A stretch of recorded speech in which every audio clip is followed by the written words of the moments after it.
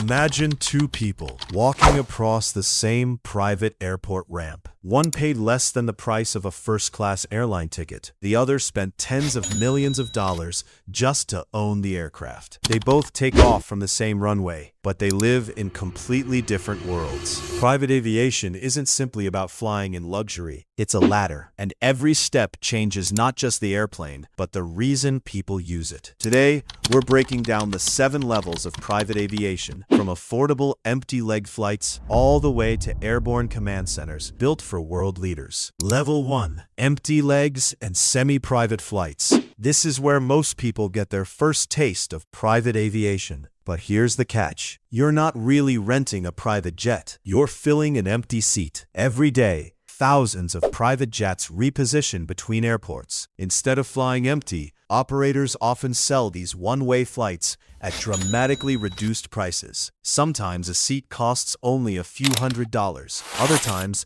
it's a couple thousand. It sounds like an incredible deal, and it often is. Another option is semi-private airlines. These companies operate scheduled routes using small jets that depart from private terminals. Passengers avoid long security lines, crowded boarding gates, and oversized airports, while paying far less than the cost of chartering an entire aircraft. The experience feels premium. The flexibility doesn't. You fly where the operator flies, and only when that flight exists. It's private aviation's front door, but someone else still controls the schedule. Level 2. On-demand charter. Now things become truly private. Instead of purchasing a seat, you rent the entire aircraft. Need to leave at 8:17 in the morning? No problem. Want to depart from a smaller airport closer to your home? Done. Light jets typically carry 6 to 8 passengers and comfortably handle regional trips lasting several hours. For business owners, lawyers, doctors, this isn't about showing off. It's about squeezing multiple meetings into a single day instead of wasting hours inside commercial terminals. Sometimes, when several employees travel together, the overall cost isn't as far from premium airline tickets as most people expect. The biggest difference? The airplane waits for you, not the other way around. Level 3. The business machine. At this level,